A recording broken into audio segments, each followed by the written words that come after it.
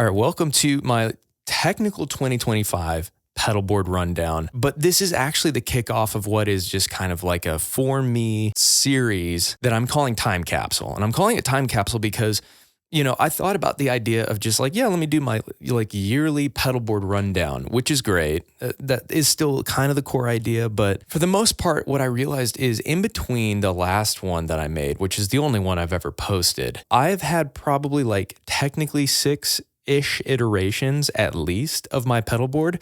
And the funny problem is at different times I've considered like, ooh, I should like do like a rundown of this or something. But the problem is I'm always rotating different pedals on my board. I'm always trying new things, which is fun. It keeps things alive and fresh for me, and tones are always changing. Oftentimes they're still in the same general ballpark, but there's still like little things, little nuances of changes that make, in the end, a huge difference. So for instance, random example, there was a recording that we did like in May that was just like a one-off recording of The Church, a song with Bethel Music.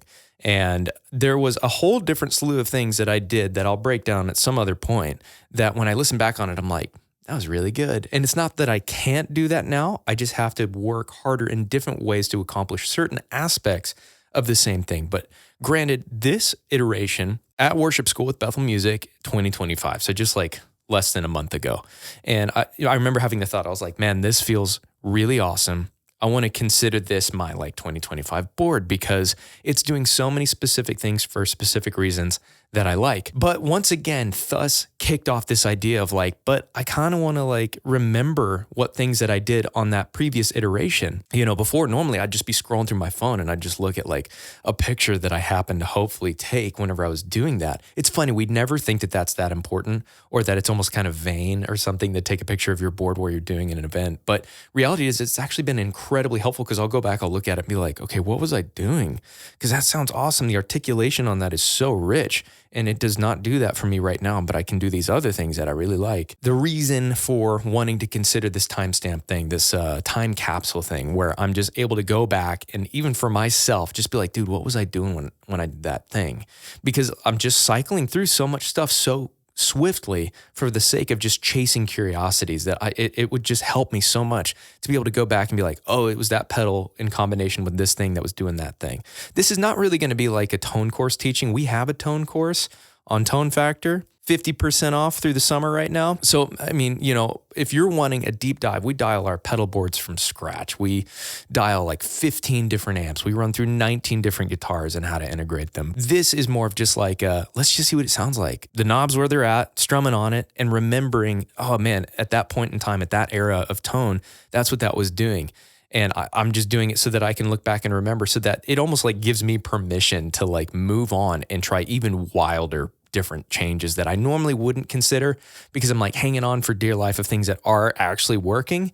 And so I'll feel a little bit more permission to like, let me spend a small season doing this one new thing. You know, another example is like my Paleo guitar that I have over there, the lipstick tube pickup one. I haven't really showcased it much. I just use it a lot in recording and in the studio. But it sounds so good that part of me is just like, let me bail on all my guitars for like 2 months and only play that and see what happens. But, you know, from this sake of like trying to remember different little combinations of things that I've done, oftentimes I won't adventure out. And so this is me documenting these changes so that I can adventure out knowing I'll be able to look back and see exactly what I did. Oh, it was this and this and this that made that sound like that. So anyways, this is the board right now. We're going to look at the underside.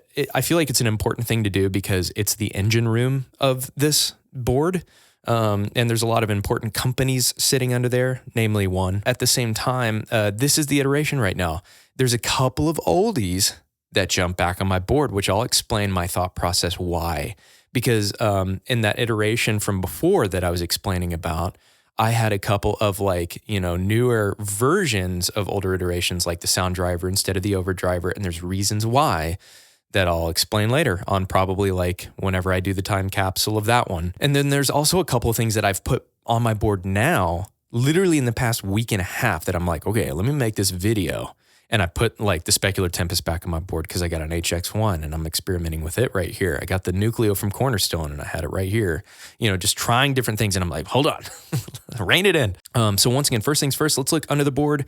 Not much has changed from that first video that pedalboard rundown I did last year. at Tone Factor Studio. There's like one main thing that's worth remembering.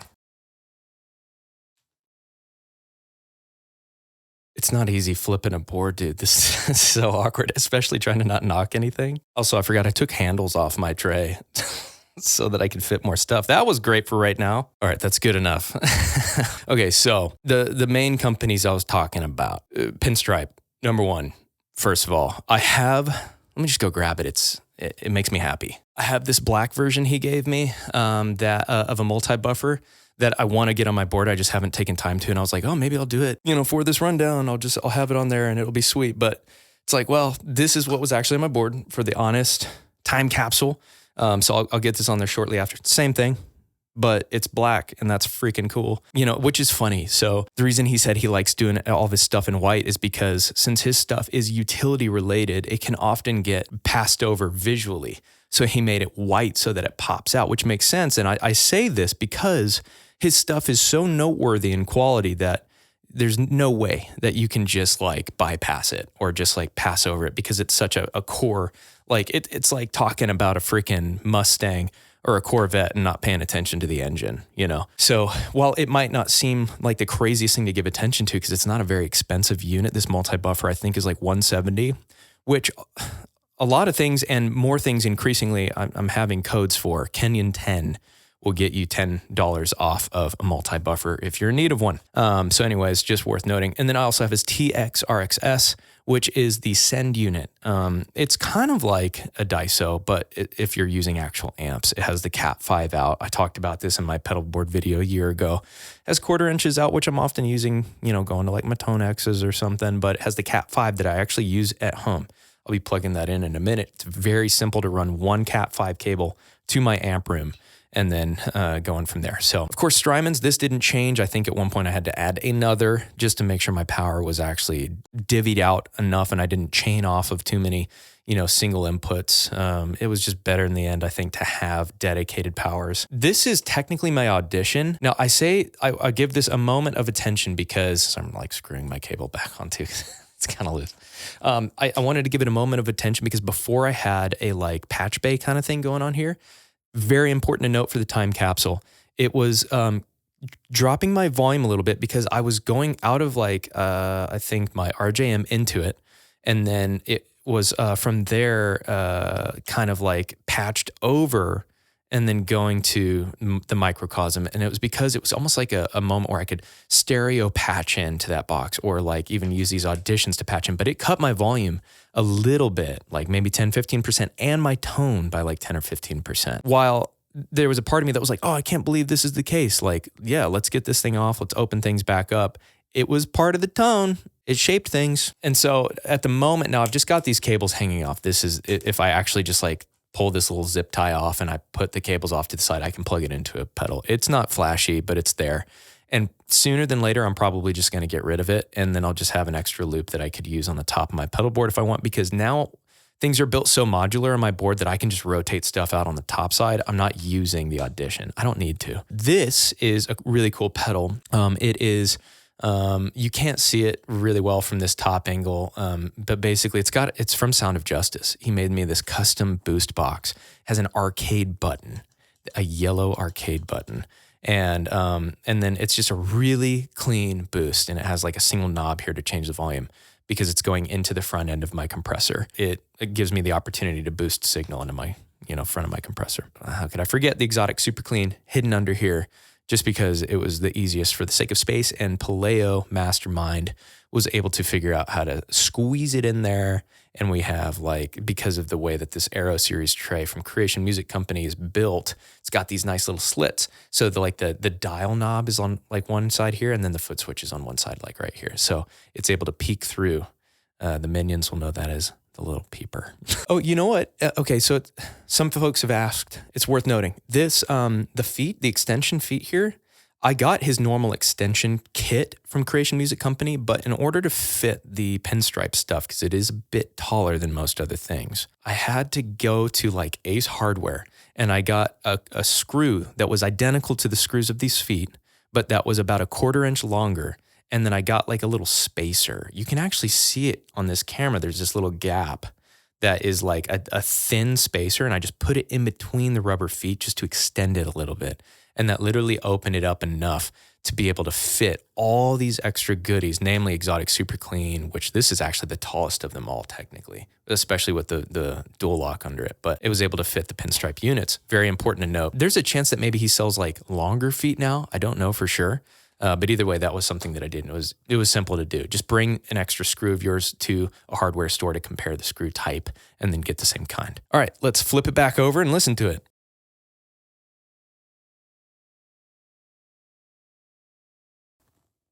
One thing to note is I unplugged one of these because the Strymons have this interesting thing that they do. You might appreciate knowing this, maybe just to affirm that you're not crazy, that they like ramp up power from what I understand.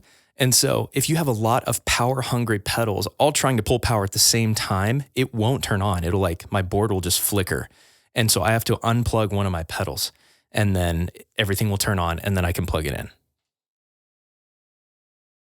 Which this will change depending on the kinds of pedals I have on my board. Like I must be right on the cusp of milliampage draw for the way that it ramps up. Like I have enough power, but the way that it ramps up, I must be right on the edge, because if I sometimes rotate a different drive in there, it won't happen. So weird, but worth noting. All right, so I have Old Faithful Veritas Portlander that I've used since 2017. So from kind of top to bottom, what we're looking at here, the noteworthy changes. Okay, compared to the last video, which was last year, I had like Strymons, I think a Pog 2. I don't think I had the Chroma console on there yet. That was one of those in-between iterations. I don't even remember what else. There was a bunch of different stuff.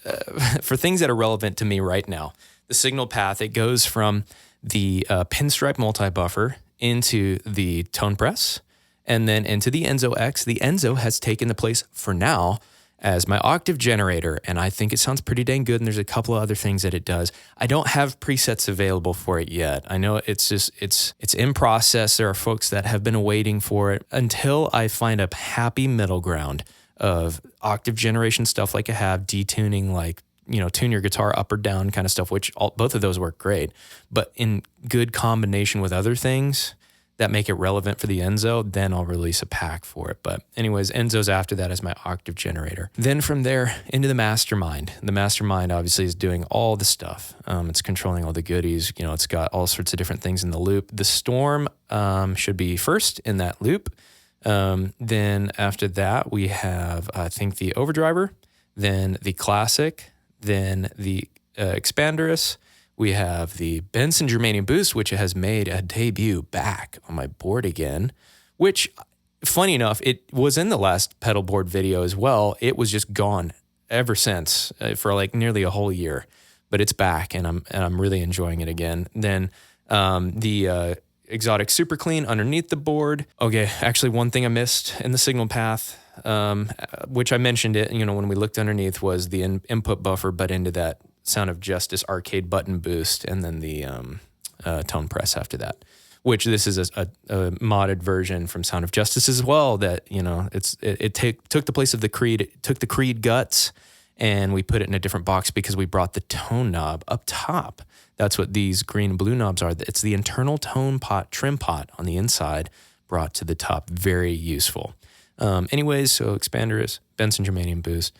Then we get into my first stereo pedal, which is in the loop still, actually. The only stereo loop I'm utilizing in this way, mono in, stereo out, which if I move it in the, signal path from the RJM, it will make it mono, because anywhere else it's going to be before a drive making it mono. So it's stereo at the very end, then going to the Microcosm, which I think by the time of releasing this video, I'll have just released some presets for that. So make sure you check out the presets for the Microcosm. Very great stuff in there. I'm so inspired by this pedal all over again. Then to the Specular Tempus, which I use for like mainly 3 presets top, but the 3 that are in there are so dang good. And then, it gets crazy. So we go to Maristown here, and I have, 2 LVXs. Which I don't think I've ever taken the time to fully talk about in this format outside of just showcasing presets. And then, so 2 LVXs, Mercury X, and then to the TX RXS under my board, which sends to my amps. Oh, mouthful, a lot of stuff there. Let's listen to some of it. Oh, and I guess Lele volume, which is, where do I have it? I have it right before this, TC Electronic SCF. And then this is just an expression. The expression is going into the RJM. I think I had it wired up this way before. And it is able to then be routed to control expression across any of these. Which is really handy. I do utilize it that way. When I had the POG 3, like 6 months ago, I still have it. It's just not on my board right now. And I was able to control it to be like a whammy on there, which is cool. I can click a button and suddenly this becomes whammy control for that preset. Very useful. As far as amps go, so what you're going to hear here is classic for my setup, which is the JMI 36 on the left, Blankenship Twinplex on the right. This is clean tone. We'll do that first. So this is just with tone press on. I mean, maybe there's folks who want to hear no tone press. Here's that.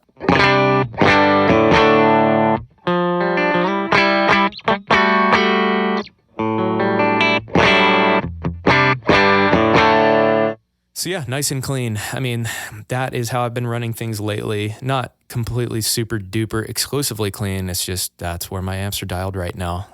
And so whenever I put on, well, tone press.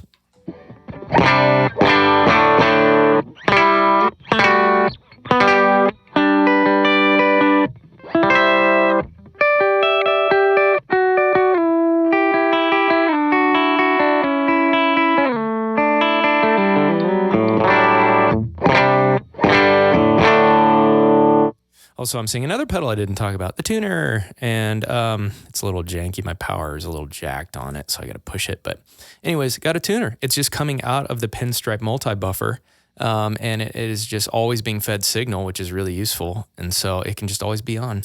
And so I can just roll my volume pedal down and just tune my guitar. So anyways, that was clean tone with just the twin press.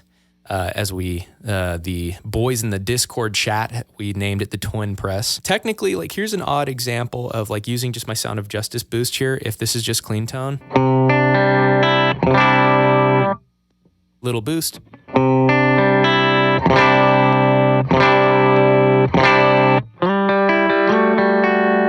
Now let me boost it up more.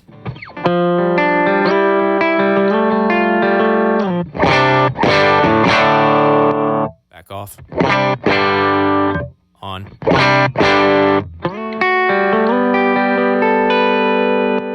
Handy tool. Anyways, so now first gain stage, classic. Before I dive into the classic, people have asked me about it. I have come to find yours and any that you may ever get your hands on will never sound like this one. There's reasons. I've partnered with Solodallas. We have been in the works now since I mentioned it in the last video a year ago. It's finally, apparently, almost done.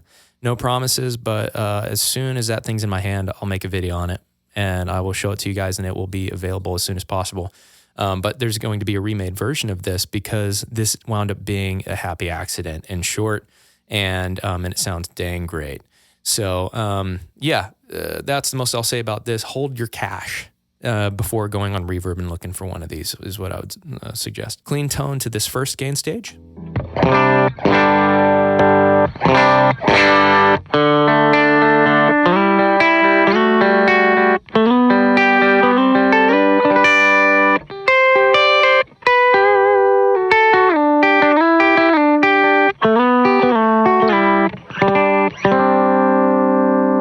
Now, okay, this is another point for me. I am using this cable, Kenyon. This is my warmer cable. That's all I'm going to say for now. And that's noteworthy because the other videos will not be that. It'll be my other cable for reasons that I'll explain later on in the future.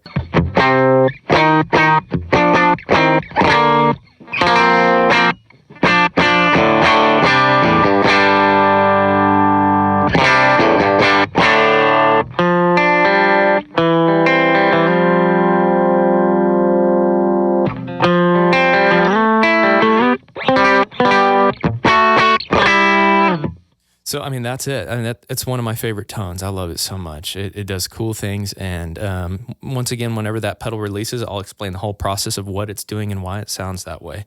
But another thing that I did in combination is I love stacking the Storm with it. I don't think that I had the Storm in the last video. I could be wrong. But something that I did in the We Must Respond album was I put it in the start of my, dry signal path, my drive section. And it is doing such a subtle lift that you almost wouldn't even know it's on, but it changes feel in like certain EQ aspects.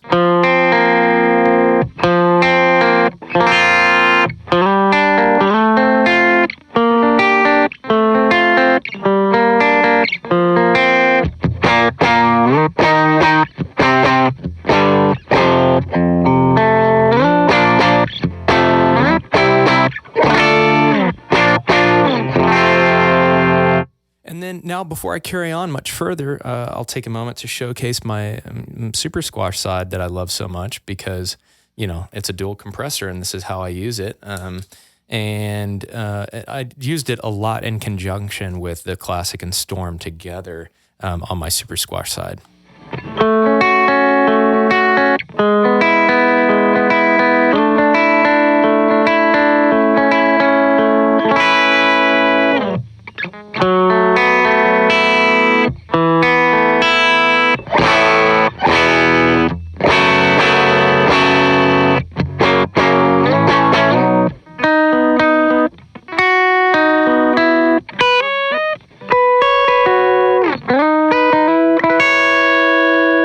Obviously great for slide. I mean, I use it that way all the time. But man, what a fun tone combination there. Whenever this pedal does release from Solodallas, that is a pairing that I'll probably talk a lot about because it's really good. And, if you don't have a Storm and you're considering the Classic, I might try to sell you on getting both at the same time because, oh man, they're good. And also you can use this thing so much more than what it is and how I'm using it. It's crazy to have an entire pedal space devoted to something that small of a change. But to me, those little changes are really cool. They add subtleties and once magnified by effects and other drives and other things make a cool difference to me, at least. From there, then we have the Overdriver, which I've used in a couple different ways, but this is usually how I've used it. Just like second gain stage, it just jumps up in volume a bit from my first Classic gain stage.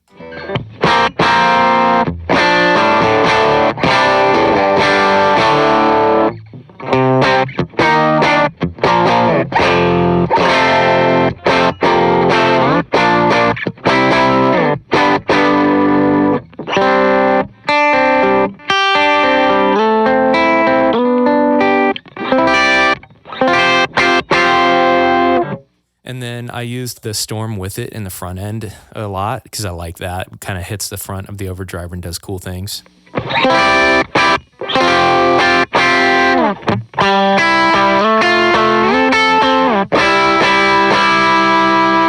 going to put on some wet effects just to have some fun with that tone for a sec because it's really, really cool. I have it set up. Whoops, I'm pressing all the wrong buttons. I have it set up. Obviously, I can go grab all my different presets. I know where they're at.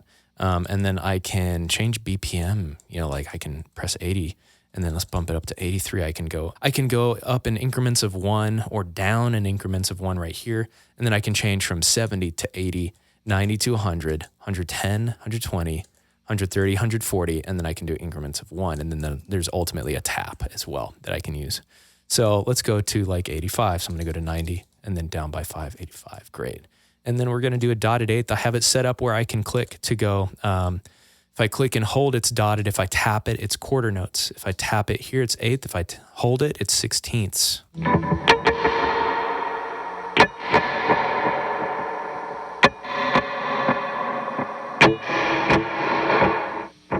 then ultimately, I can also control my reverb mix by this expression pedal. That is how I have it commonly set up.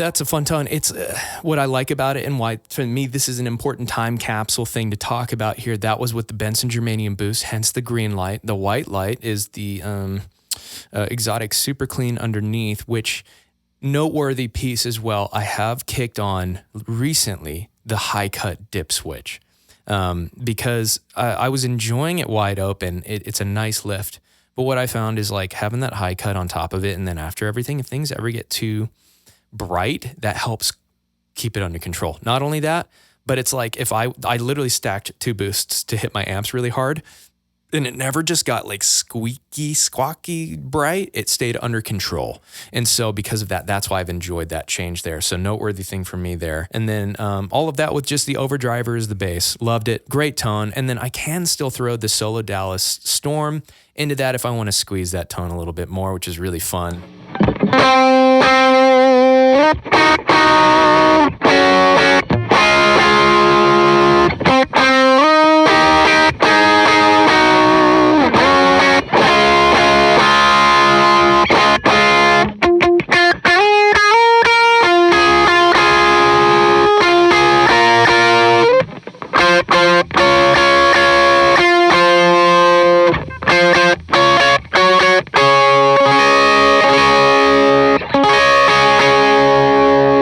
So it just kind of like, it squeezes things a bit more, which, you know, it becomes a fun extra tone option for me. I'm really looking for them in terms of just like character change. I'm not necessarily looking at it like this one thing does this one thing. It's almost like how a person would set up a DAW with plugins, you know, it's a signal path. And it's like, well, when I throw this thing in here, this thing happens.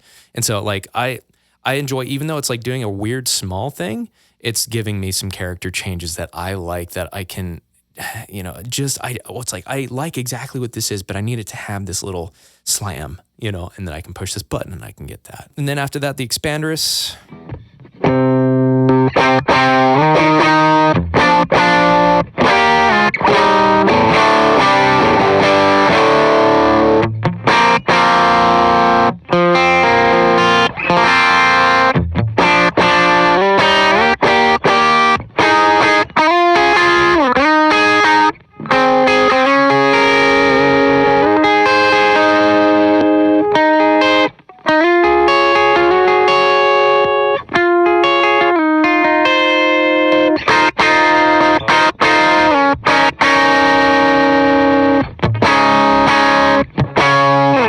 Now, the Expanderous was really nice. It's so funny. I bounced around a couple different styles of drive like that. Expanderous is Sound of Justice's, which apparently I've got a lot of his stuff. It's his take on an Expandora, or other folks would know it very well as like a kilty style. And I just like the character that his has. And I haven't done a demo on it yet, but I love that it has a post volume knob. It's very useful because it's like, if I want a little more volume out of it, I can literally turn that up. So he did great on that. And I don't have any of the dip switches on for more gain. I've messed around with that before. Sounds freaking great. It just adds more texture. That's so cool. Like, I want to hear some. Hold on.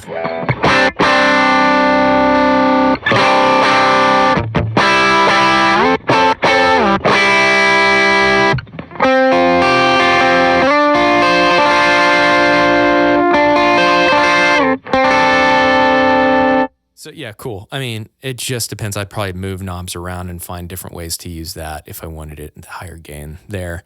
I didn't find much use out of, you know, running these two together, Benson Germanium Boost and Expandora. Didn't feel like it needed it though.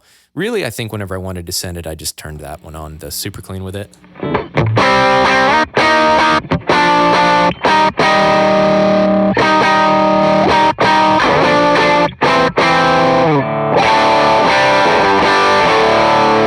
Sick. I love it. It's a good freaking tone. I didn't also really stack Storm and Expandora or Expanderous.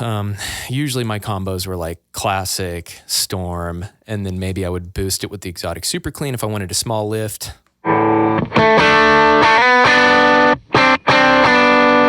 Or if I wanted a bit more of a sizzly, textured lift.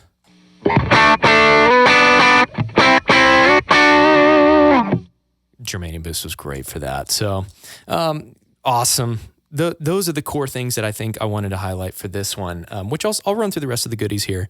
But for myself, that was what I wanted to notate. It's warmer, it's more balanced, it sits freaking great in a mix. And the thing is with this Time Capsule, it doesn't, some people be like, God, it's so warm, or, oh, there's so much tone suck on that. But it's like, man, wait till you play it live. And then the difference is a brighter tone is going to get mixed in and cut, in certain scenarios, but it's going to sound smaller because whenever that volume comes down, it's going to embed itself in a mix. And it will be clearer and heard better at lower volumes, which can be a positive. But the slightly more under control, warmer tone can be really good because you have to be boosted more, getting more low content, mid content in the mix with it. It doesn't compete nearly as much with vocals, and it sounds massive. So there's pros and cons to both, but for my purposes and remembering this, that is what I liked about this combo. That sounded really dang good. And so let's see what is next there. I mean, that is mostly all of the like drive gain staging that I would kind of mess around with. The thing that I liked about the kind of cleaner classic approach and boosting it in different ways is it remains articulate and pronounced, while something like the Overdriver adds a little bit more fuzzy grit and a little bit blurrier of a top end. It's not as pronounced in hi-fi, so it gets it a little more out of the way. And then the Expanderous is the final version of that. It just like is even more out of the way and even blurrier in the top end content, so it's great for leads. One thing that was really cool that I did the other day with the Expanderous was doing Goodbye Yesterday. I went from never playing it to like playing it multiple times. And I used the Enzo here for a drop tune.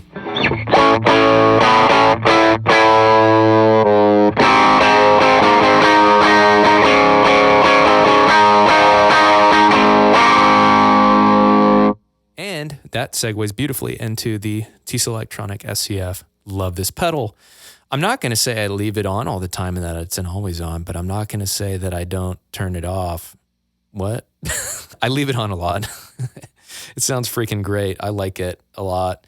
It does change qualities whenever it's not activated, but signals running through it.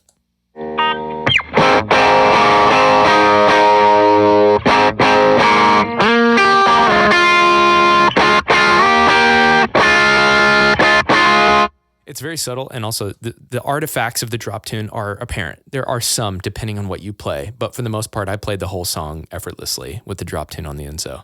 But for a moment, I'm just going to turn it off and listen to the qualities here. It's subtle, but especially if you hit it really hard, you'll notice more top-end artifacts.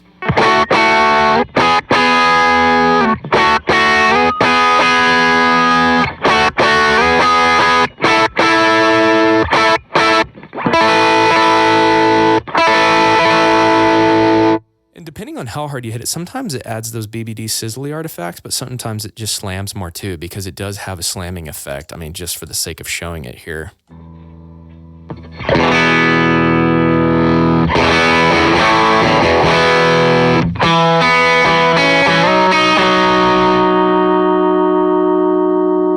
So it can really get sent. It's just an example of like the qualities it has. And so I kind of like it. It's cool. I don't love it for that reason mostly. I just use it as like a subtle widening effect, and I love it.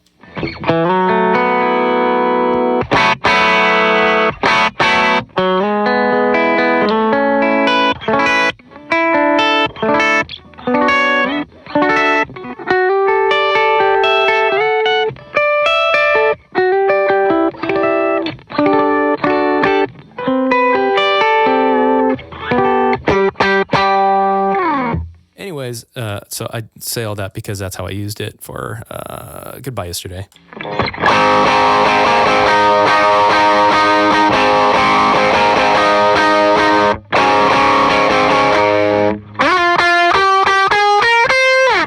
Let me just go ahead and turn on some effects because that'll be fun to play for a sec. 75 is what that song is. And we'll do a 8th delay with a short plate reverb. All these presets are available on Tone Factor, by the way, if you like any of them.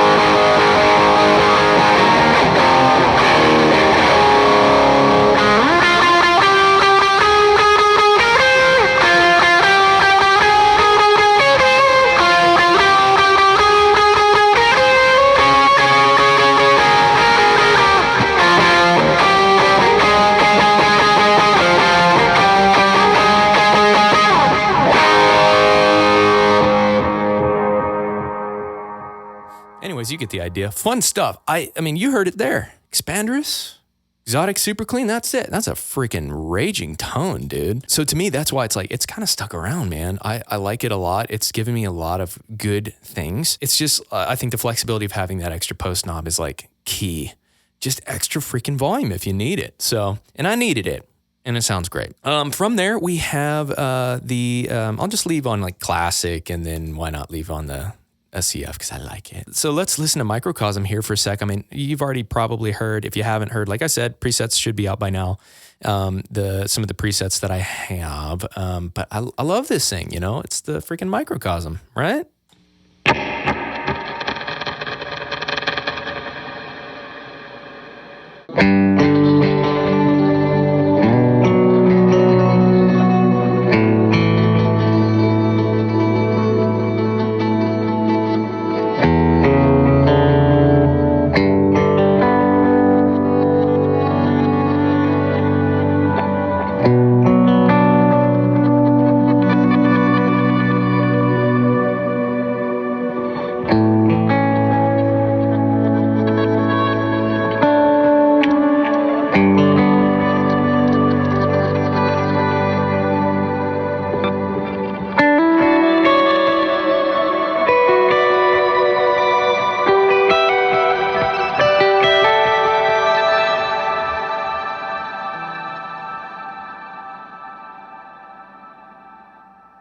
So that's one of the many, beautiful pedal. Sounds so good. Let's see another thing that is fun. So the Specular Tempus, I use it primarily in two ways. I said three. Two are like the dominant takeover presets for me. Interesting example, even though I walk from the We Must Respond album that the McClures do, basically I do at least when we play it live, I often will do, for intros, this stuff.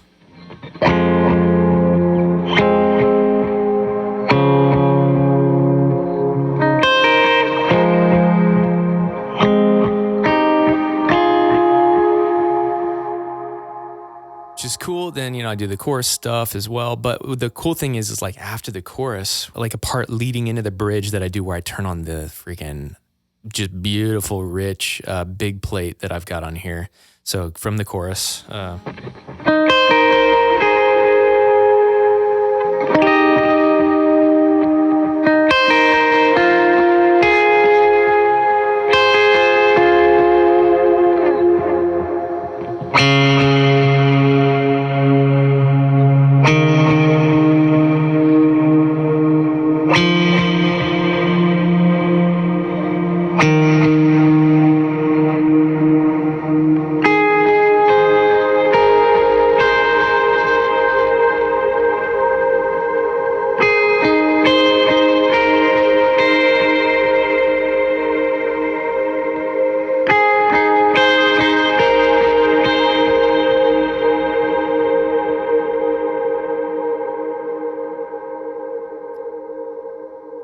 So I'll just play it by itself for a second, but I dropped my expression pedal of my other reverb in that moment so that it was just that reverb when I played that high line there, because it can be a lot, but I just love its rich hall-like qualities there.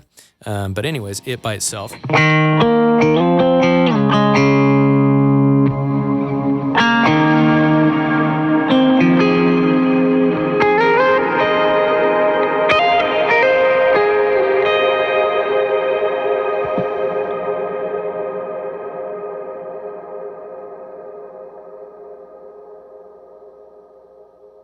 So I love it. It's beautiful. I spent a long time designing that. I just was tweaking little knobs over and over and over and over again until it had the qualities I wanted. Aside from that, my other favorite is the tremble. That's what I called it. No, it is called tremble. Mine is called ghost trim. Jesus Have It All. That's the one. So in choruses, I'll keep the same tone on because I pretty much use the same tone on that song. I think it was, roughly 78. And then these aren't, so the problem with that album is that I did not use the Maris pedals, I used Strymon pedals. So I have to generally kind of recreate it in a way that feels fun and kind of accurate. But yeah, so anyways, this is close ballpark to it. But this I did use to a T on choruses, the tremble reverb on that.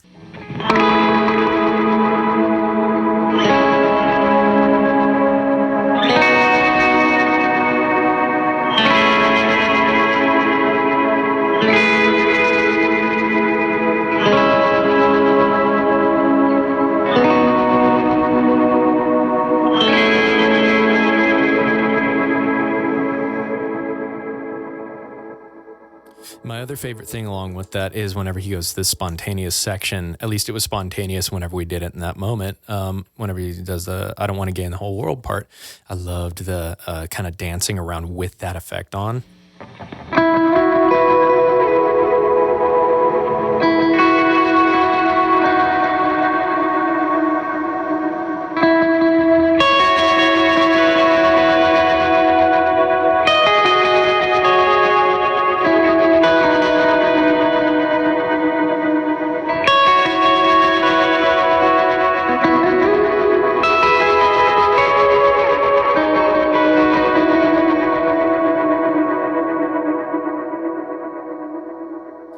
So it's fun. It can get to be a lot of effect depending, on like what else is on. And so I was trying to like ballpark it there. But either way, love the Specular Tempus. I mean, obviously I just spent the past freaking 6 minutes showing you stuff with it. So clearly I do. I use it for a lot. But yeah, that's the Specular Tempus.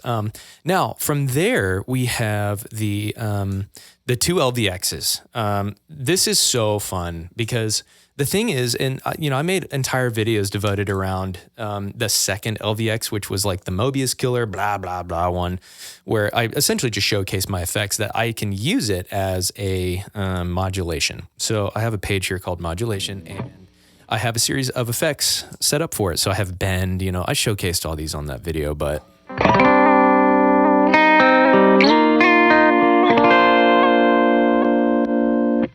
tape light.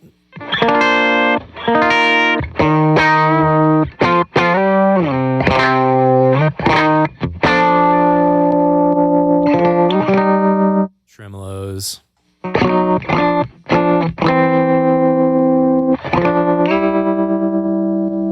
Detune chorus effect.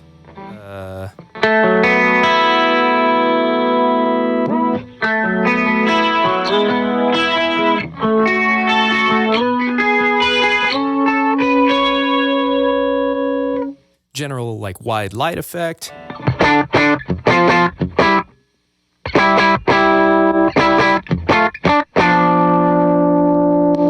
Sizzle, odd fun one.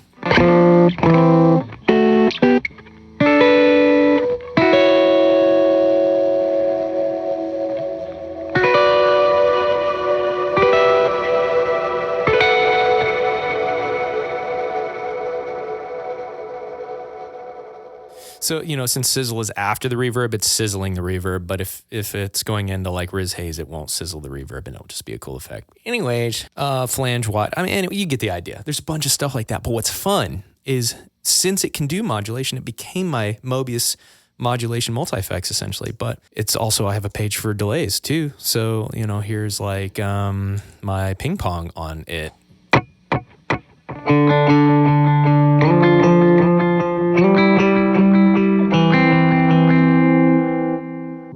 If here is my BBD dotted, and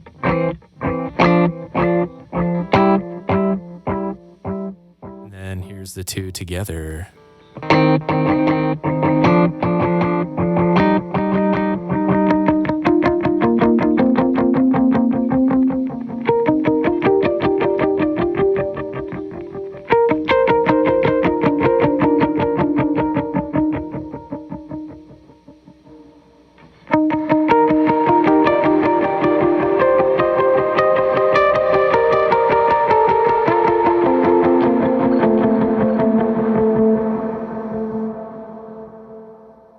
What's cool too, so BBD dotted, it's a dotted delay. If I go to general dotted here on my second delay, and then I make it a eighth instead, let's say.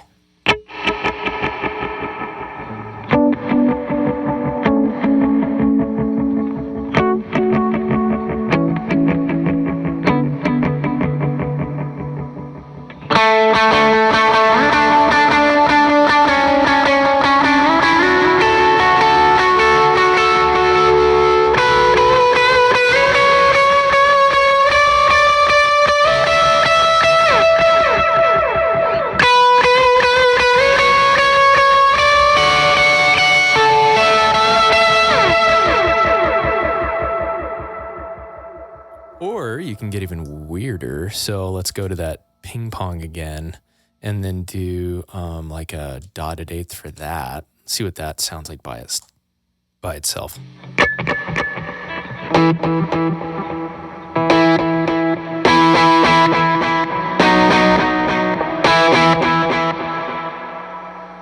And then with a dotted delay, let's see what happens.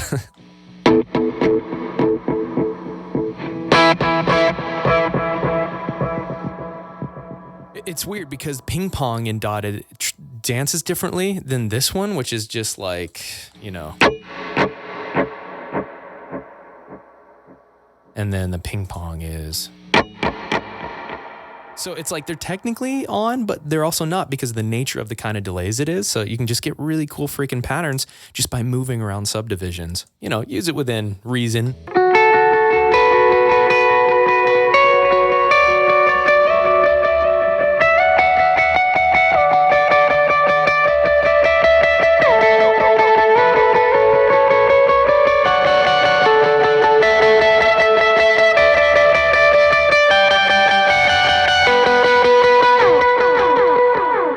And I love it because like it just puts a little more emphasis off of reverb and onto like what delay, you know, patterns are happening and movement and percussion and things like that. Less just wash.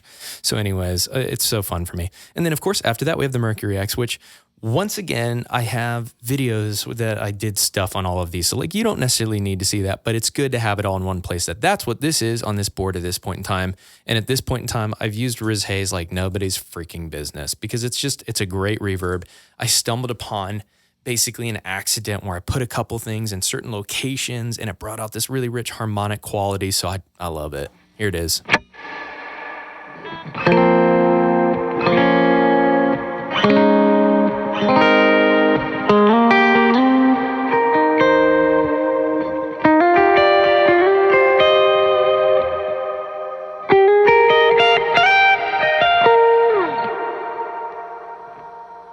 Got other reverbs, like what else do I have in here? Subtle variants of Riz Haze, like Riz Bloom.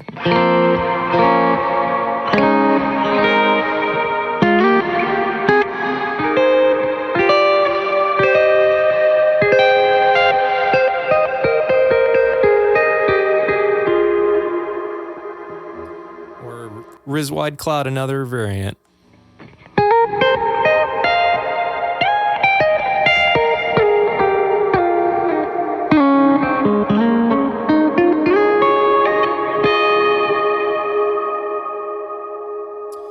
Subtle nuances of difference in what they did and how they reacted and blah, blah, blah. Some people might not hear the difference in that, and that's fine. Fade ambient, one that I made that like, you know, it doesn't have any like attack on the guitar. It's just reverb wash.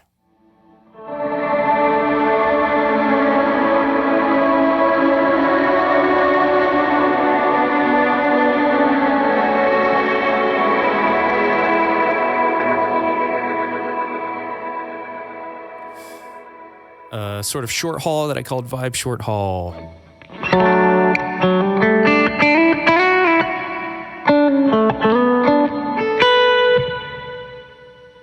Warm haul.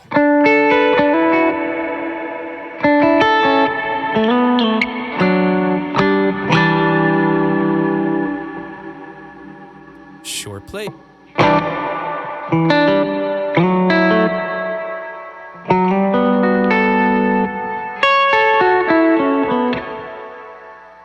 Then vibe play. This one's cool.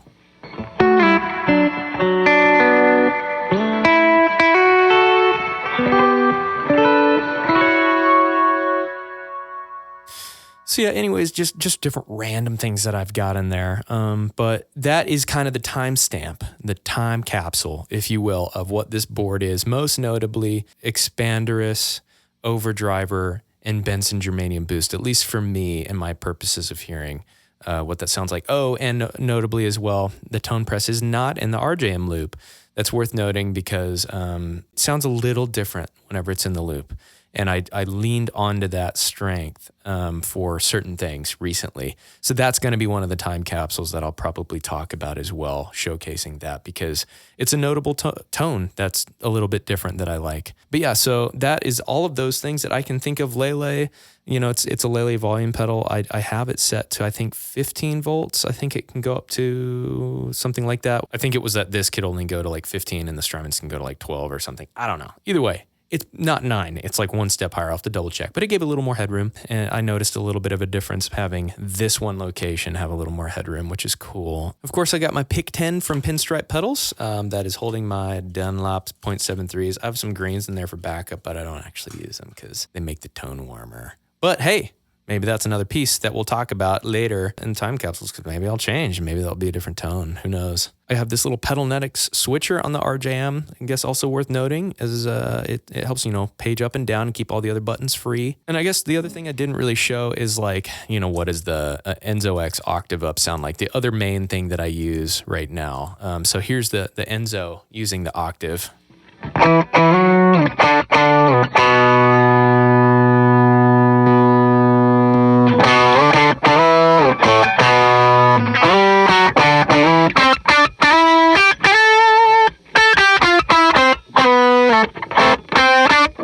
Now, it doesn't do tracking as well as something like a Pog. That's the one thing I'll say, but I just liked the tone and the immediacy. So like the lack of latency from it was shocking. Because on the Pogs, they have this gooey, plasticky sound to the tone, which is fine. It tracks really well. But this, I noticed it was immediate. So for just straight up octave stuff, it's punchy, sounds like my guitar, just like it's embedded within it. So I really liked it for that reason.